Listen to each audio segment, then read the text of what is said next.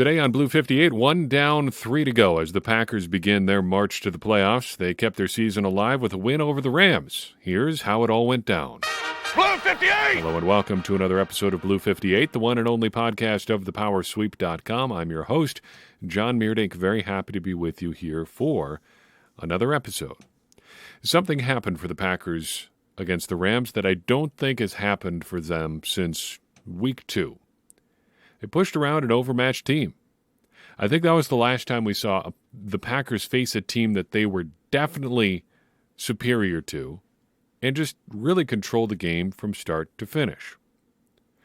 Some asterisks are going to apply, to be sure. The Rams are pretty bad. They didn't have Matthew Stafford. Baker Mayfield isn't that good, and he's only been there about 2 weeks anyway. They didn't have their best defensive player in Aaron Donald. They didn't have Cooper Kupp. They didn't have most of their offensive line. But if you're the Packers, you need a win. And you can only beat the guys that you play. It doesn't matter at all to the Packers that the Rams didn't have some of their studs. That doesn't count in the standings at all. And so the Packers controlled this game. In week 2, the Packers went down 7-3 in the first quarter, but scored on the first play of the second quarter and never trailed again. This week they go up 3-0 on their first drive. The Rams come back later in the quarter and tie it at 3-3. Then the Packers go up 10-3, and that's it. It was never closer than 10-6 the rest of the way. And that's pretty darn good. It's hard to complain about that. There's really nothing to complain about. If you're the sort of person who doesn't want the Packers to win and wants them to tank for draft position because you don't think they're that good this year, or whatever sort of reason you may have, okay, it might be a little bit frustrating to you. I get that. There are different reasons that the Packers or that fans root for the Packers or different things that you want from a game. But I've said it on this show. I'm not going to root for the Packers to lose. Maybe that's the optimal way forward. I don't know. You only get so many of these seasons, though, with even if he hasn't been an elite quarterback this year, and elite quarterback generally, Aaron Rodgers, is only going to be around for so long. You might as well try while you've got him. And try is what they're going to do. Tonight, they took their first step. The rest of the way, they still need 3 wins and a lot of help, but tonight, they got the win. They handled the Rams, they handled what was in front of them, and they took care of business. And that is something that we haven't, and I feel like we got to ram this home. That is something that hasn't happened for the Packers a lot this season. Really, I think the Bears game is the only other one where you can say that the Packers really took care of what they were supposed to do. The Buccaneers game is just weird. Injuries on both sides, both teams playing badly, 14-12, the final score.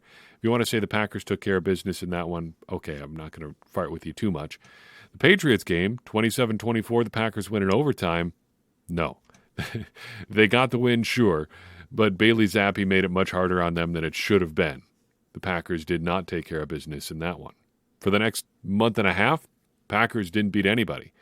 They finally get things done against the Cowboys. Okay, an upset win to be sure, but they got what they did play well. They played up to their potential. Put up 31 points on the Cowboys. Okay. And now here we have their win over the Rams, following the win over the Bears, I guess, where they were trailing heading into the fourth quarter. The Packers played pretty well, start to finish today. And if you're looking to build toward being a playoff team, this feels like a pretty good first step. We'll talk about some of the bumps in the road here in a second. But overall, hey, a win is a win. And they looked pretty good doing it too. Talking about 3 good things. We always talk about as many good things as we can on the show. Here are 3 from the night. First and foremost, the running backs. A.J. Dillon continued his little hot streak that he's been on. 2 touchdowns, 14 touches. Always was an asset whenever he had the ball in his hands. And he got a lot of tough yards for the Packers. Was pretty reliable through the air, both on checkdowns and on design passing plays. In fact, I think I would like to see more design stuff going to A.J. Dillon through the air. A lot of the pony package runs, or the pony package passes, will involve Dillon faking an inside run and they swing the ball out to Aaron Jones. I would like to see that flip now and then. Get A.J. Dillon on the outside in space, or run a screen-type play for him a little bit more often. I'd like to see it. But on the other end of the running back spectrum, Aaron Jones flips seats with A.J. Dillon from a couple weeks ago. Today, Dillon goes down. Here comes Aaron Jones. 17 carries, 90 yards, 4 catches, 36 yards, the touchdowns. Great stuff. Aaron Jones is always going to give you everything he has, week in and week out. He does it again on Monday Night Football against a pretty decent Rams defense. I wouldn't say great, but he got some pretty tough yards. And running up the middle, a guy his size is always an adventure. He was carving up the middle of the Rams defense. Great to see. They were the straws that stirred the Packers' offensive drink tonight. Flipping over to defense, the number 2 good thing I want to talk about is sacks. A sack is almost always a good thing. The Packers picked up some cheap ones against the Rams, but still got them, and on their way, they got to 5 total. They had 24 sacks coming in, 5 tonight. Good stuff. Preston Smith got his first 2-sack game since week 2. That Bears game coming back again. J.J. Enagbare also gets in on the action, and Devontae Wyatt even gets half a sack, the first time he's had anything in the box score in that particular category. It's the first time this season he has had any part of a sack or tackle for loss. Not for lack of trying on his part. He's been pretty good when he's been on the field. They just refuse to put him out there for whatever reason. Finally, I want to get a little bit more philosophical for the third one. But I think looking back to our preview for this game, you've got to talk a little bit about the plan. Capital T, capital P. The plan was to have Romeo Doubs, or I guess in draft order, Christian Watson and Romeo Doubs, basically be your receiving core by this point. Allen Lazard mixed in there too. Randall Cobb mixed in there too. Heck, some Sammy Watkins in there too, maybe down the stretch. But really it was going to be Watson and Doubs by this point of the year. To that end, they release Sammy Watkins today. Allen Lazard is more of a supporting role. And it's Watson and Doubs combining for 9 catches and 91 yards, playing off each other very effectively. It was great to see. There were times tonight where they ran Christian Watson in such a way that he would set up Romeo Doubs for a catch. There was a late, I think it may even have been on the final drive, they motioned Christian Watson left to right across the formation.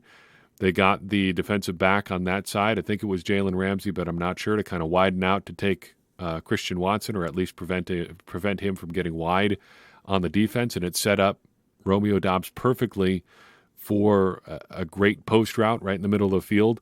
Everybody was focused on Christian Watson, and there's Romeo Doubs to make him pay. That's exactly what you have in mind when you put this receiving core together back months and months ago. It wasn't supposed to be December before they finally got it working together. That's football. Sometimes things don't go according to plan.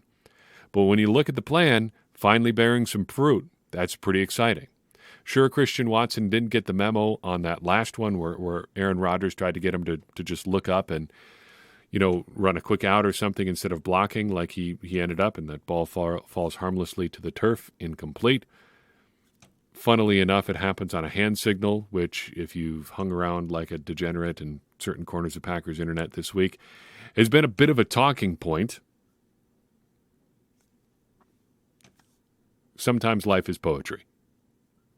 That it worked out that way is kind of amusing. And hey, Christian Watson's still great. Would have loved to see him get into the end zone, but you can't have everything. That's not to say everything was perfect tonight. In terms of bad stuff, the defense left something to be desired. The run defense was porous, especially early on. The passing defense was especially bad on third downs. Just so bad. Not just the length either, but how they gave up some of those long third down conversions. Van Jefferson basically running uncontested down the field, sitting down in a zone, and Baker Mayfield finds him. Baker Mayfield, by the way, only threw for like 111 yards in this game. So those long third down completions were about the only plays Mayfield made all night. Thank you for that, Joe Barry and your soft zone defenses. Very good stuff. Second bad thing, and I don't want to focus too much on the bad stuff because it's pretty minimal. Double-digit win, you're not going to have a lot of real negative stuff. But the Packers wasted a great night by Keyshawn Nixon. Rips off 2 big kickoff returns, and both of them went for nothing. One was taken back by a penalty. Another ended in a wasted possession by the Packers. Just goes by the boards. And finally, and this pains me to say, but Rasul Douglas's lateral was not a good idea. I am big time on team more laterals all the time. I think every NFL play that includes a lateral of some kind should be celebrated like the precious, rare treasure that it is. That was not one that I feel comfortable celebrating because it was poorly thought out and poorly executed, which is really all you can hope for from a lateral.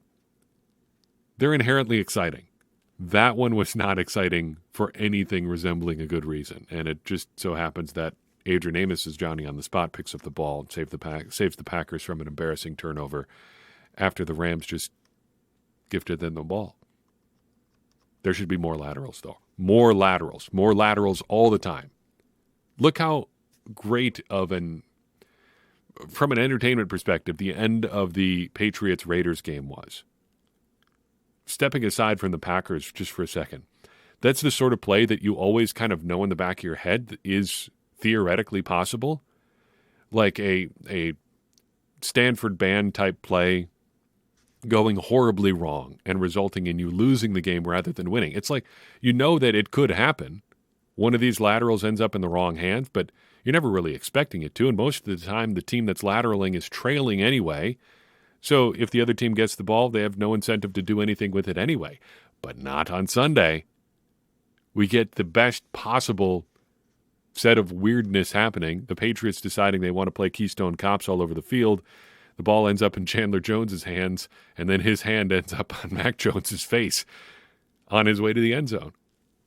I mean, you've surely seen the play by now, but come on, how do we not talk about that? Was that in the back of Rasul Douglas's mind as he tries to lateral the ball back to God and Rasul Douglas only know who? But hey, we get to talk about it with a smile on our face. So what does it all mean? The Packers get the win, and that's really about the size of it. We know the Packers have to win out. We know that they need a lot of help.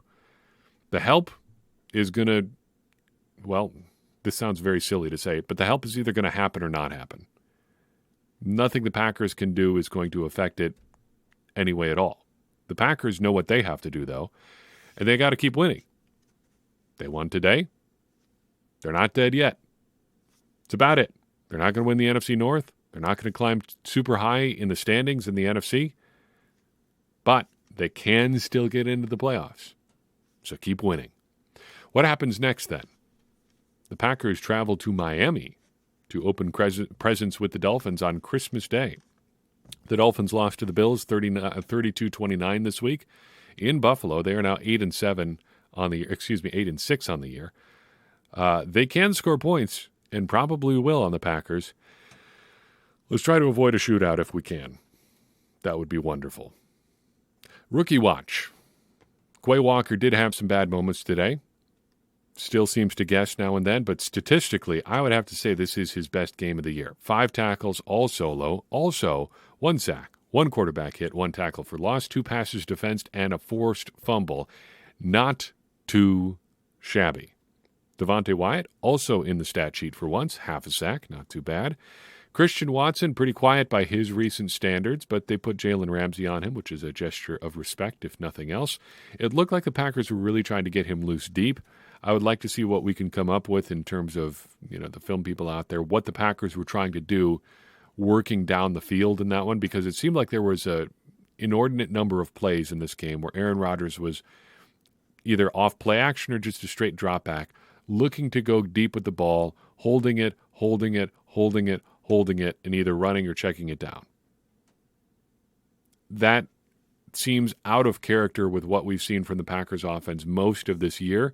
They were, it seems, really trying to go deep in this one, and just watching on TV, we don't know what was going on downfield, but it seems like that was what the Packers were trying to do. Sean Rhyan, of course, still suspended. Romeo Doubs, 5 catches, 55 yards, his third highest yardage output of the year. Again, just not too shabby. Zach Tom gets the start at left tackle. Of note in this one, he did kind of sort of give up a sack, but it was really because Aaron Rodgers just dropped back way too far. So that Tom, in addition to not handling the power rush particularly well, just kind of got outflanked depth-wise. Not really his fault. Yes, he's still going to struggle with power rush from time to time. That is the book on Zach Tom.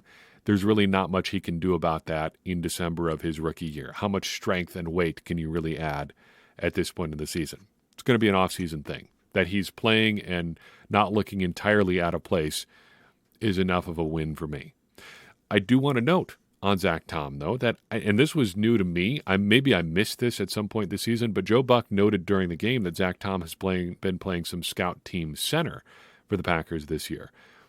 I'm encouraged by them trying to work him into that position. I think if you can't find a job for him on the far outside at left or right tackle, which may not be a great fit for him anyway, if he could be a center, that seems like a place where you might really have something in Zach Tom, because he clearly has the wherewithal to pick up a bunch of different positions on the offensive line.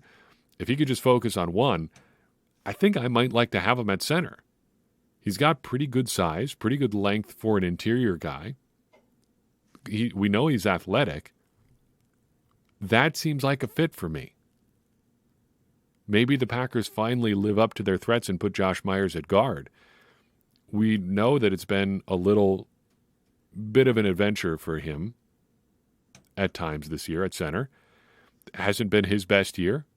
So let's get a little bit crazy. Let's look at an offensive line of the future that features a left tackle. We don't know who that is. John Runyan back at left guard where he started the year. Sean Rhyan at center. Not Sean Rhyan. Zach Tom at center. Josh Myers at right guard. And maybe Elton Jenkins over at right tackle.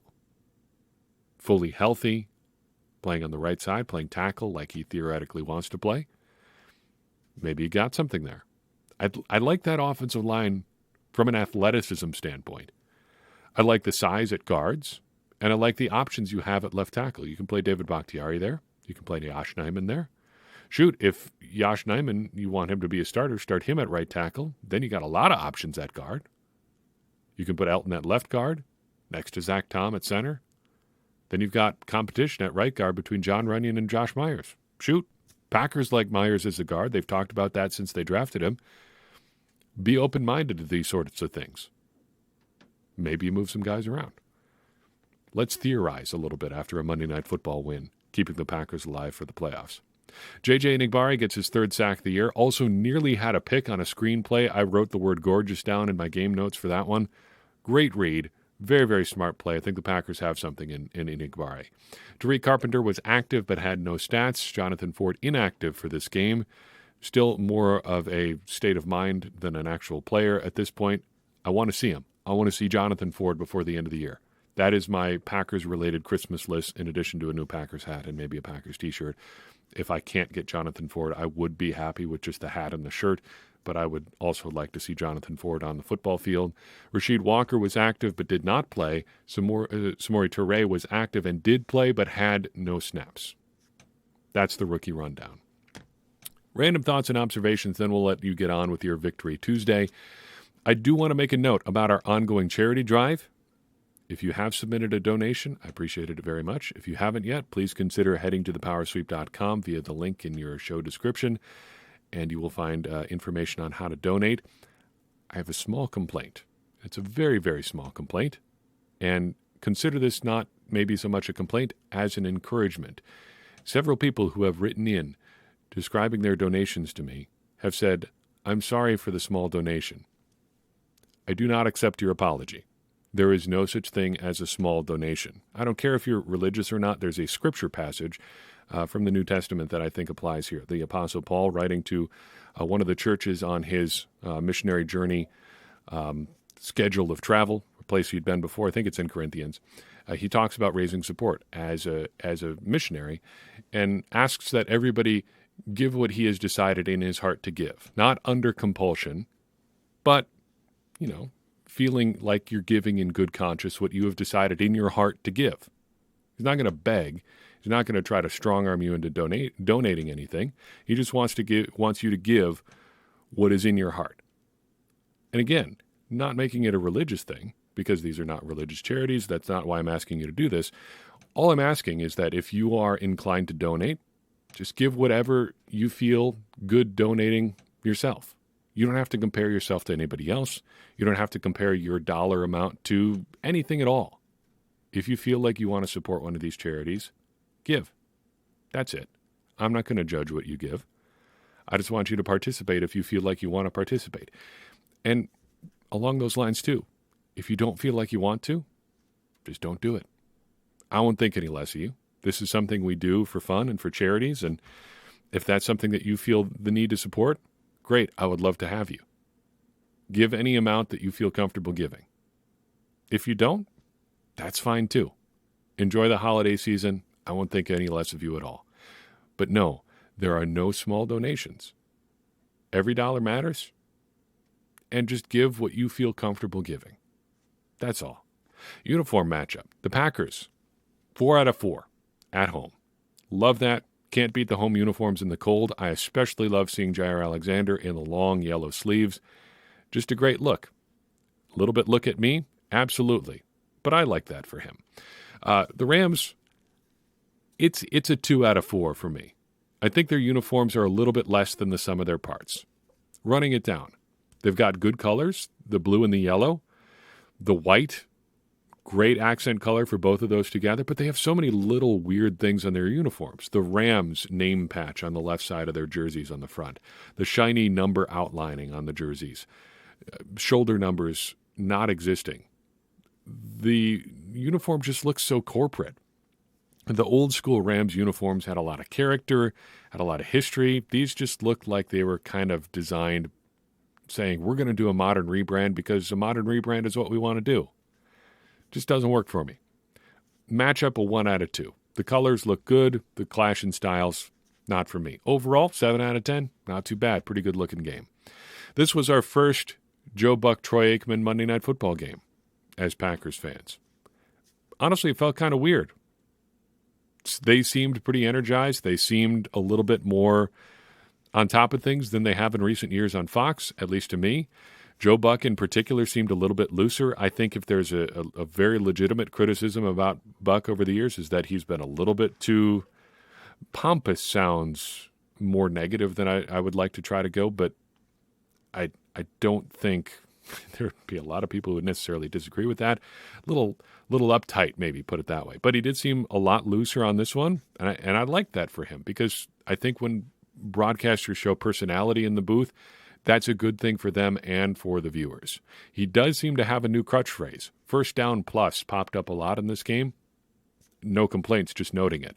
Also, that is weird for me to hear because as I am not the world's biggest Joe Buck fan, I did hear my dad say that phrase a lot when we watched games together growing up. So it's jarring to have that memory come up again and again because of something Joe Buck says. Hearing Joe Buck say something that my dad said all the time is just a funny thing to hear and a funny sort of thought to have as you're watching football. On the actual football field, Allen Lazard was in motion a ton tonight and all different kinds of stuff. We're used to seeing him motion from out wide to in tight to block. The insert motion, I think, is what that's called. But tonight he was coming across the formation, moving from inside to outside, doing a little bit of jet motion. He did a lot of it, and it was to the extent that it seemed unusual. It was unusual, especially seeing him do the jet motion, seeing him moving with speed at the snap. That's not something that really is what I would say is a strength to his game.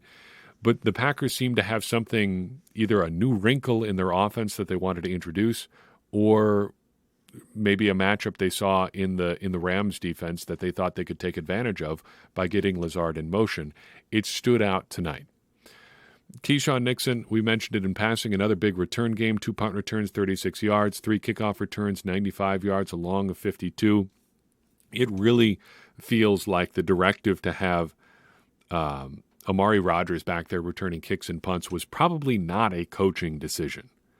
I wonder if there was pressure from elsewhere in the organization there, because it couldn't have been a mystery that Nixon was at least as good as they thought Amari Rodgers was, but actually, in reality, much better. Just no fear out there. I said kind of in jest to a couple of people I was watching the game with via text, Keyshawn Nixon is a great returner because he's not afraid to die. Like, he will just let it rip coming down the field on punt and kick returns. He doesn't care who's around the corner. He doesn't care who's on the other side of that block. He's hitting the hole full speed with the ball tucked safely away, Amari Rodgers, and ready to go. And whatever is on the other side, he is prepared to accept it. One punt return, I think it was a punt return, may have been a kickoff return, but one punt returner, he did kind of come around the corner and get plastered pretty hard near the sideline, but he pops right back up, and there's Keyshawn Nixon ready for another play. No fear at all.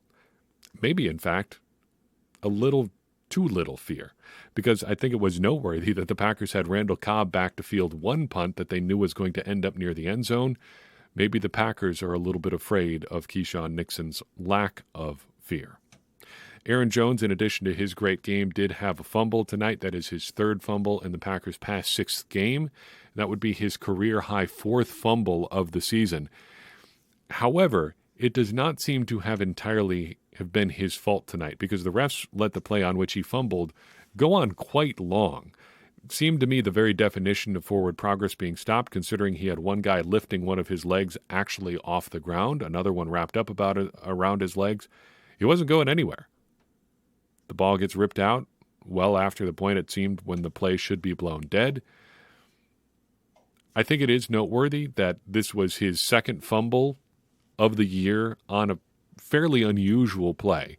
The other fumble I'm thinking of came in Week 3 against the Buccaneers. He ends up fumbling the ball into the end zone. The Buccaneers recover it for a touchback. But he fumbled on that play in part because he got hammered as soon as he caught the ball by enormous defensive tackle Vita Vea, who had dropped into coverage basically randomly, it seemed. And there he is to greet 185-pound Aaron Jones right at the goal line with a head of steam. You almost don't blame Aaron Jones for fumbling there. So 2 of his 4 fumbles this year have been in fairly unusual circumstances. It's why I enjoy doing stuff like this, because then you can go back and look at those box scores and say, yeah, he did fumble, but it was a little bit weird. On the positive side, Aaron Jones is now 3rd all-time in Packers history in rushing yards. He passes John Brockington for 3rd, one of just 4 players now in Packers history to pass the 5,000-yard threshold in his career. He did that in the Packers' last game, of course, broke 5,000 yards, but now 3rd on the all-time list. Aaron Jones has the highest yards per carry average by far of any player in the upper end of the Packers' rushing record books. According to Pro Football Reference, he is the only non-quarterback in Packers history with more than 1,000 career rushing yards who has also averaged more than 5 yards per carry. In fact, of the top 10 runners in Packers history, Jerry Ellis has the next highest yards per carry average at just 4.6 per carry. Coming into this game, Aaron Jones averaged 5.1 per carry. Very good player. Like we said after the Bears game. Not too bad for a 5th-round pick. And boy, what an easy guy to root for, Aaron Jones. Enjoy the Packers win. I know, again, there are some people who want the Packers to go a certain way with the rest of their season. If you want to root for the Packers to lose or to do things that are going to position them for 2023, I understand. I can't be with you right there. Once the Packers are mathematically eliminated, whenever that comes, okay, that's a different conversation we can have. Here we go. They are trying their best to win out and get to the playoffs, and we'll see what happens from there. In that path to try to win out, they took their first step today. And they beat a team that they've had a lot of fun beating over the last few years, too. Got the Rams once in the playoffs, beat them in probably their best game of the year last year. 3 in a row. Not too shabby. That's all I've got for you in this episode of Blue 58. I appreciate you tuning in. I would appreciate it even more if you would take a second and share this episode with someone you think would enjoy it too. It's going to help more people find the show and get more people involved in this conversation that you and I are having about the Green Bay Packers, which in turn is going to help all of us, me included, become smarter Packers fans. And as I always say, smarter Packers fans are better Packers fans, and better Packers fans are what we all want to be. I'm your host, John Meerdink. We'll see you next time on Blue 58.